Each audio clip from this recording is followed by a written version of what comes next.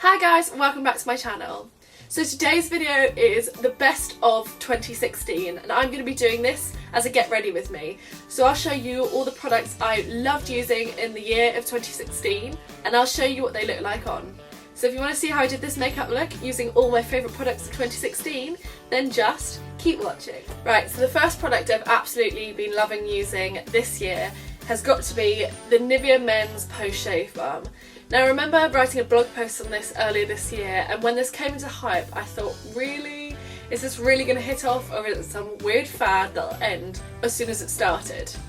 And I have to say, this is honestly one of the best primers I've ever used.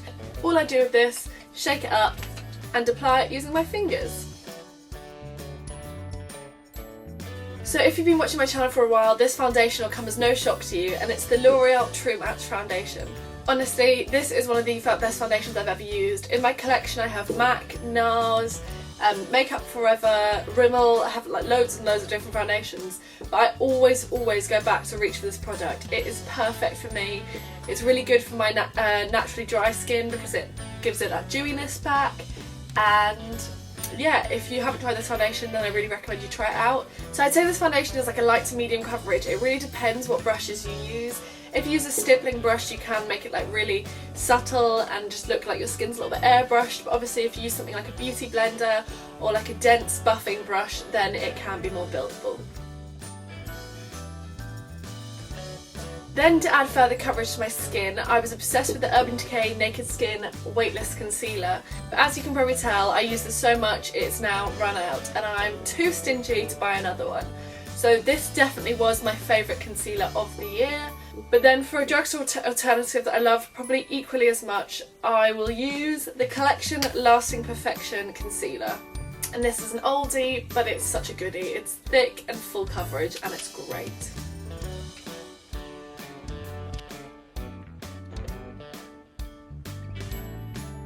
So if you already watched my channel then you'll know what I'm about to talk about in terms of powder, but I feel like even though I'm being repetitive, I would be lying if I said these weren't my favourite products. It's obvious from how much I use them on my channel that I've just been loving them this year, but I promise this year I will make an effort to use a more diverse range of products. So for powder, it's the RCMA No Colour Powder.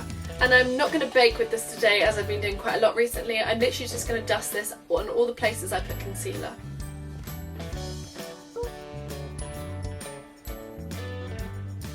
And onto palettes. Now the palette I've been loving this year, I've only had since June, which was my birthday month, and I've got to say it is one of my favourite palettes I've ever owned.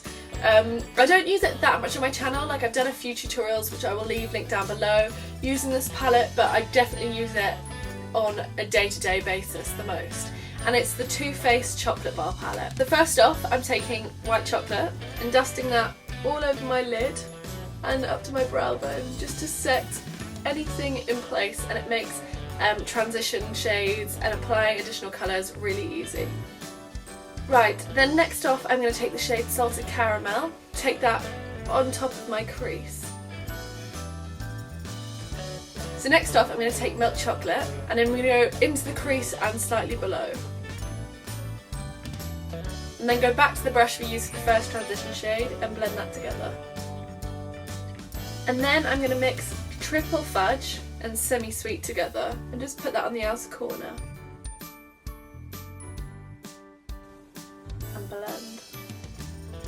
And then next I'm going to take the product I've most loved using as an eyeshadow primer, and that is the Maybelline Colour Tattoo, and this is in the colour Creme de Nude. So what I'm going to do with this is I'm going to take it from the inner corner just to where we meet the darker shadow all over the lid, and in doing this it just allows you to clean up any mess that you might have made, anything that's been dragged onto the lid, so that when we put our shimmery shade on top it intensifies it.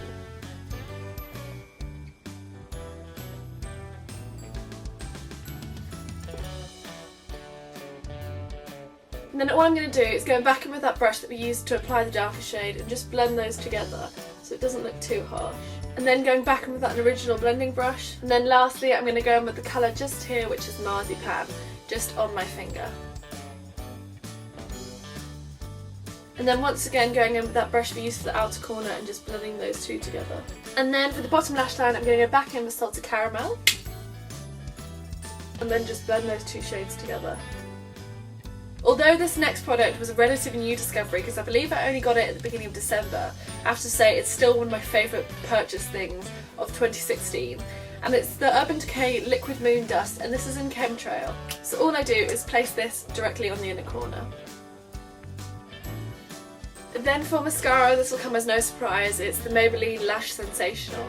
The other mascara I loved at the beginning of the year was the Lancome Grandiose, but this is definitely a cheaper alternative. And then for brow bone highlight, one of my favourite things to use has been the Sleek Solstice palette.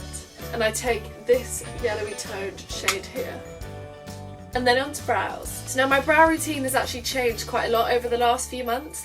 I used to use the Anastasia dip brow pomades in soft brown and medium brown, but now I have been loving using my Morphe 35O. And all I do is take these two shades, and using these two shadows to fill out my brows makes them look a lot more natural.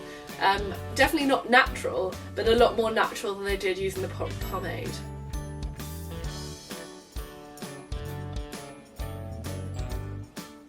Next, onto bronzer. Now this bronzer you probably haven't seen on my channel for a while, but recently I've just decided it definitely was my favourite bronzer of the year.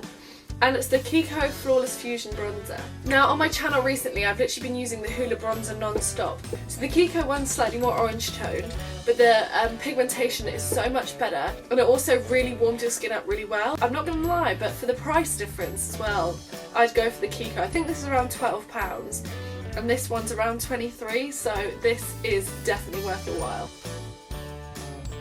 And then for highlight, I feel like this really isn't surprising. I've been loving the Becca Jaclyn Hill face palette, and mixing both Champagne Pop and Prosecco Pop together gives the most beautiful finish. Unfortunately the face palette is no longer in stock. You can still get your hands on Champagne Pop, and honestly I would. If you love a good highlight, it is ideal.